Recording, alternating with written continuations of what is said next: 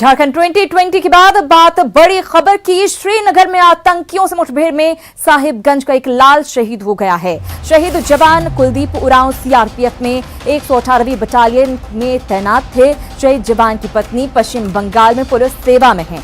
जानकारी के मुताबिक शहीद जवान के पिता भी सीआरपीएफ के रिटायर्ड जवान हैं, जो साहिबगंज के आजाद नगर के निवासी हैं।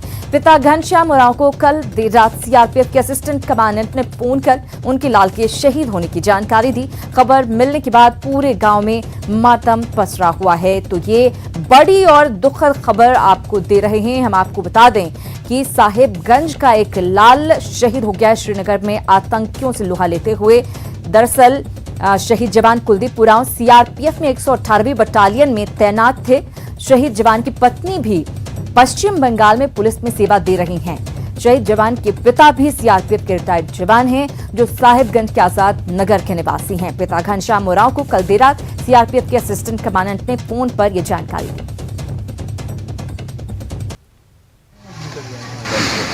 हमको तकरीबन 11 के लगभग में फोन आई।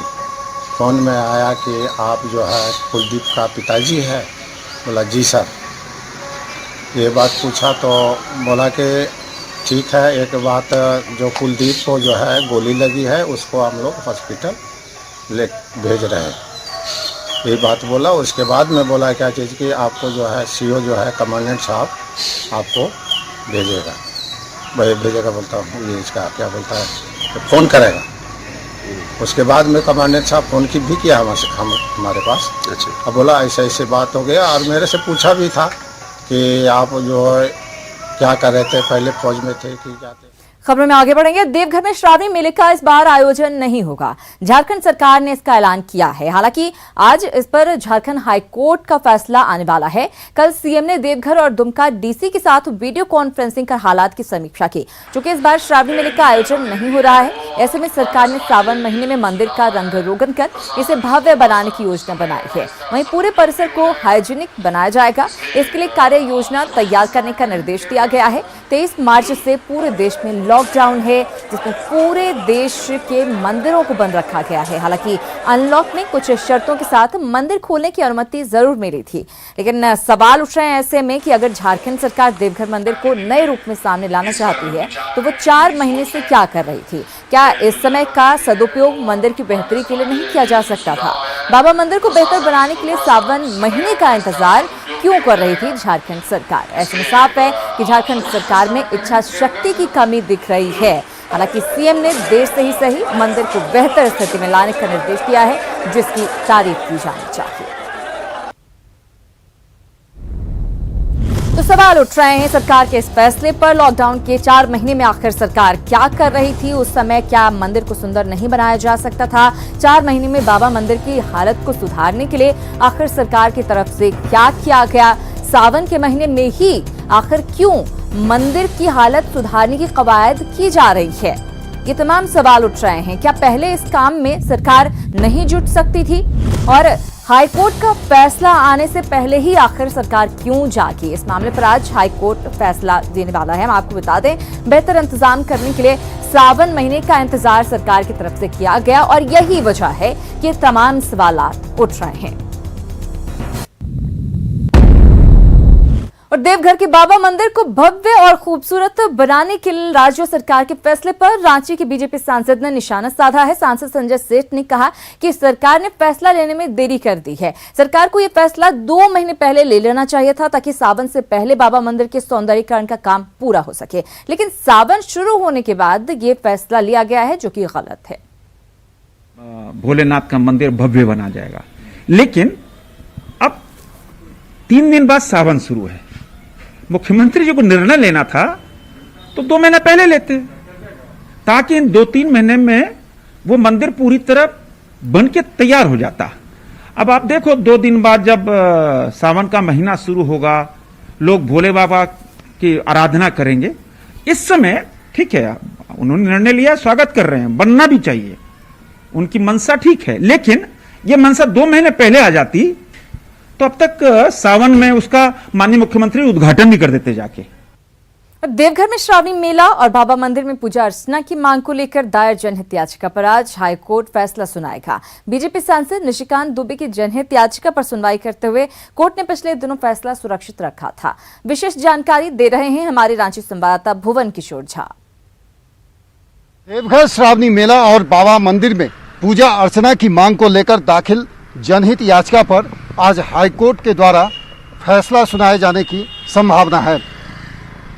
बीजेपी सांसद निशिकांत दुबे ने इस मामले में हाईकोर्ट के समक्ष में याचिका दाखिल कर सरकार और कोर्ट से न्याय की गुहार लगाई थी, जिसके बाद दोनों पक्षों की सुनवाई करते हुए हाईकोर्ट ने इस मामले में फैसला सुरक्षित रखा था।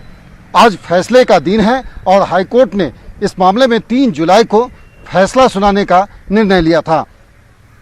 जाहिर तौर पे अब सबकी नजरें आज हाईकोर्ट में सुनाए जाने वाले फैसले पर टिकी हुई है।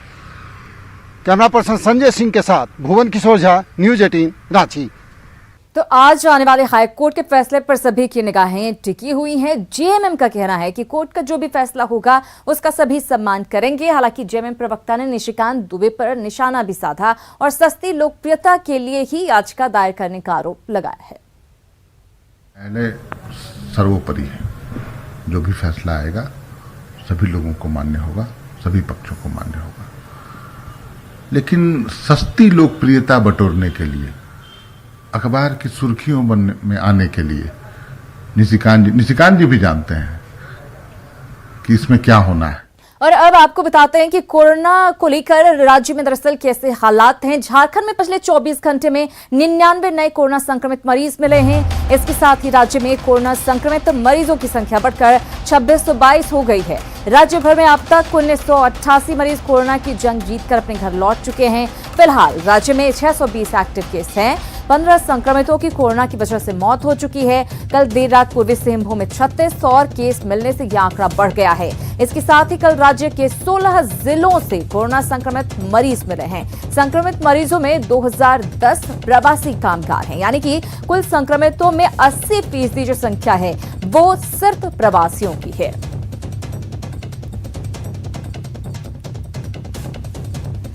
और पलामू में लगातार एक और कोरोना पॉजिटिव मरीजों की संख्या में बढ़ोतरी हो रही है। वहीं दूसरी ओर जिलेवासी अभी भी कोरोना को लेकर गंभीर दिखाई नहीं दे रहे हैं।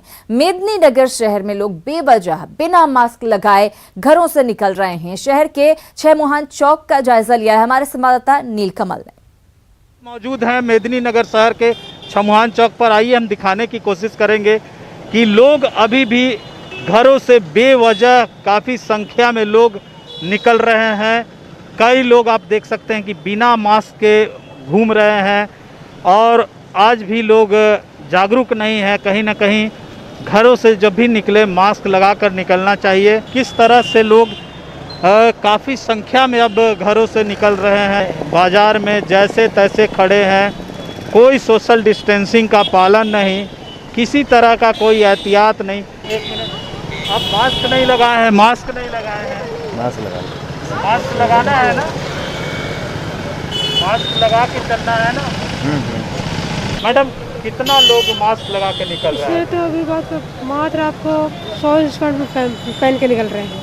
बहुत आप लोग समझा रहे हैं, समझा के भी कोई फायदा नहीं हो रहा है। ये जो कोरोना से अगर हम लोग जीत सकते हैं तो एकमात्र वो कारण है कि सोशल और फिजिकल डिस्टेंसिंग ही वो कर सकता है। अगर हम लोग अभी भी नहीं चेतेंगे, अभी भी हम लोग सावधान नहीं होंगे और हम लोग सब चीज़ मान लेंगे कि एकदम लाइफ बैक टू नॉर्मल हो गया है, तो फिर हमारी स्थिति वही हो जाएगी जो इटली में हुआ और जो ईरान में हुआ। स्वास्थ्य विभाग के पदाधिकारी भी लोगों से अपील कर रहे हैं और कहीं ना कहीं आज भी लोगों को जागरूक होने की ज़रूरत है, क्योंकि लगातार अभी भी कोरोना के मरीजों की संख्या बढ़ रही है। इसलिए हम भी न्यूज़ 18 के माध्यम से लोगों से अपील करेंगे कि घरों से निकले तो मास्क लगाकर निकले और सोशल डिस्टेंसिंग का पालन करें। नीलकमल, न्यूज़ 18 पलामू।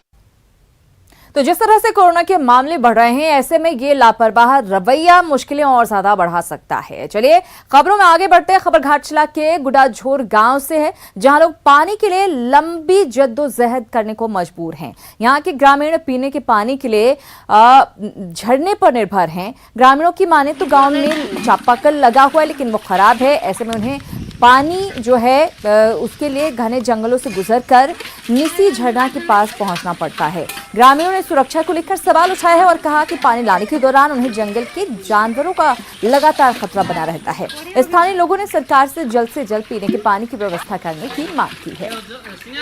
पानी लेते 1 मीटर दूर जल लेते 80 और निसी झरना नाम হচ্ছে ঝর্ণাটার নিশি ঝর্ণা বাঁধত চুয়া ঝর্ণাটার নাম হচ্ছে আর এথালে আমরা পানি দমার দিকত হয় ছোট ছোট বাচ্চা নিয়ে আলে জল लेते आले हमरा लड़की लोग पानी लेना बहुत तकलीफ होता है, तो हम लोग को कुआं भी नहीं है, नलकूप भी नहीं है, हम लोग के निशी झरना का पानी पीते हैं हम लोग। पेट्रोल डीजल की मूल्य वृद्धि के खिलाफ चाईबासा में पूर्व सीएम मधु कोड़ा और उनकी पत्नी गीता कोड़ा ने अनोखा विरोध प्रदर्शन किया। दोनों बैलगाड़ी पर सवार होकर एसडीओ कार्यालय पहुंचे। विरोध प्रदर्शन के दौरान मधु कोड़ा ने महंगाई के लिए केंद्र सरकार को जिम्मेवार ठहराया। वहीं गीता कोड़ा ने बीजेपी सरकार पर देश में बुरा दिन लाने का आरोप लगाया।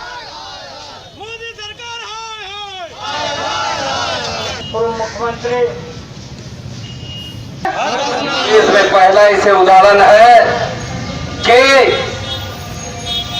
कि आज सोने से भी ज्यादा दाम आज सिल्वर का हो गया है। सोने का दाम से भी ज्यादा सिल्वर का हो गया है। कि आज एक तरफ भारतीय जनता पार्टी कहती है कि हम अच्छे दिन लाएंगे, हमें जनता के लिए काम करेंगे। ये अच्छे दिन तो किसी के आए नहीं, लेकिन हर दिन जनता एक बुरे सपने के साथ जागती है और हमेशा जनता को एक डर रहता है कि पता नहीं आज क्या हो जाएगा। जोहार झारखंड में खबरें अभी और भी हैं, फौरन हाजिर होते हैं, आप कहीं मत जाइएगा।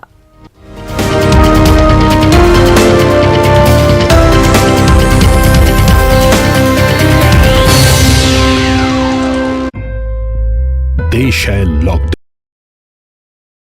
झारखंड में हर गांव देखेगा, हर शहर देखेगा।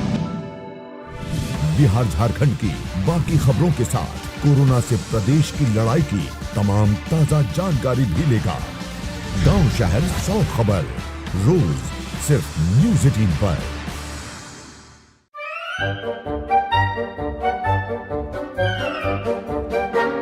अखबार हुआ ठप, आउटडोर हुआ बेकार, टीवी ही दे रहा है विज्ञापन को तेज रफ्तार। करोड़ों दर्शकों तक न्यूज़ 18 पहुंचाएगा आपका ऐड। न्यूज़ 18 की टीम दमदार बनाएगी आपका ऐड शानदार। जल्दी कीजिए, कहीं छूट ना जाए ये सुनहरा मौका। हमें मेल करके उठा लीजिए बड़ा फायदा। ये स्पेशल ऑफर है अगले 15 दिनों तक। साथ ही मिलेगा हमारी वेबसाइट पर प्रमोशन। आज ही मेल करें adsales@nw18.com पर। न्यूज़ 18 इंडिया, आपका पसंदीदा नेशनल न्यूज चैनल। देखिए डीडी फ्री डिश पर बिग मैजिक और 9XM चैनल के बीच कोरोना की हर खबर देखते रहिए न्यूज़ 18 इंडिया पर। भैया राम राम नमस्कार। कुछ बता रहे हैं, कुछ चेता रहे हैं। आपने लॉकडाउन के दौरान देखा कि हम क्या कर रहे हैं। कोरोना काल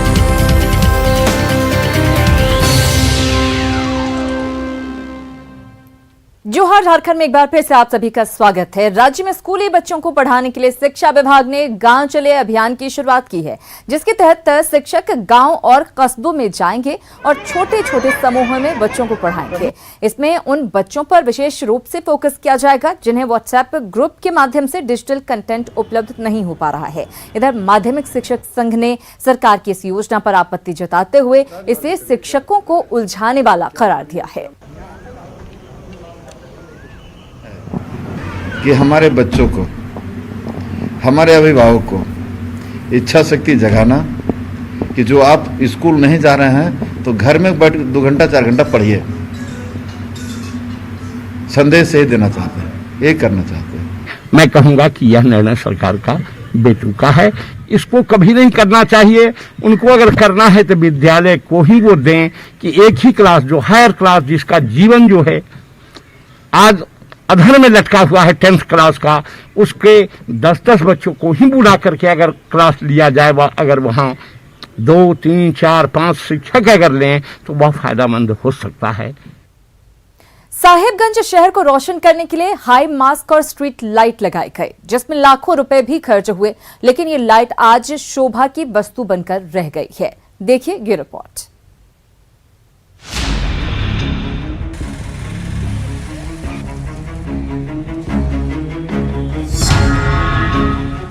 शाम ढलते ही पूरा साहिबगंज शहर अंधेरे में डूब जाता है। शहर को रोशन करने के लिए नगर परिषद द्वारा लगाई गई हाई मास्क लाइटें खराब पड़ी हैं। कहीं हाई मास्क लाइटें खराब हैं तो कहीं स्ट्रीट लाइटें भी आंख मिचौली कर ही जलती हैं। कि आज अधिकतर लाइटें खराब पड़ी है, सभी लाइटें बंद है और शहर अंधकार में है। बड़े बड़े टावर वाले भी लाइट लगे थे कई साल पहले, लेकिन वह उचित रख रखाव व देखभाल के कारण वह अपनी दुर्दशा पर रो रहा है। ग्रामीण एरिया भी लाइट नहीं रहने से हमारे शहर के जो बेड एलिमेंट है, जो चोर उचक्के हैं, वो इनका लाभ उठाते हैं। और आप देखे होंगे कि कई बार जो आप लोगों के माध्यम से जो हम लोग देखते हैं टीवी चैनल के माध्यम से, कई घरों में लगातार जो है चोरी की घटना घट रही है। लाखों लाख रुपए जो है लोगों का चोरी हो रहा है। ऐसी कोई जो है सुरक्षा की व्यवस्था नहीं है। शहर में अंधेरे का फायदा चोर उचक्के खूब उठाते हैं और रोज अंधेरा होते ही अपराधी भी सक्रिय हो जाते हैं। शहर के इस सौंदर्यीकरण पर उपायुक्त की माने तो कई योजनाएं प्रस्तावित हैं। जहां तक शहर की लाइट और हाई मास्क का सवाल है तो बरसात के कारण कुछ टेक्निकल समस्याएं आई हैं, जिन्हें दूर कर लिया जाएगा। जो करंट स्ट्रीट लाइट है उसमें जहां पर भी most of the street lights तो जल रहे हैं। मैं खुद भी कई बार दौरा किया हूँ रात को। कुछ एक जगह पे समय समय पे ख़राब होते रहता है। अभी जैसे बरसात का समय है, कहीं शॉर्ट सर्किट होता है, कहीं कुछ होता है। तो जो भी है जहाँ पे जो भी ख़राब होते रहेंगे, मेंटेनेंस के तौर पे हम लोग तुरंत उसको ठीक कराते रहेंगे। साहिबगंज में बरसात के दिनों में अंधेरा होते ही परेशानियां बढ़ जाती हैं। ऐसे में नगर परिषद को शहर को रोशन करने पर विशेष ध्यान देने की जरूरत है और लाइटों की खरीद में गुणवत्ता पर भी ध्यान देना होगा। न्यूज़ 18 के लिए साहिबगंज से निशांत की रिपोर्ट। इसी के साथ जोहर झारखंड में इतना ही, लेकिन कुछ ही पलों में देखिए गांव शहर 100 खबर।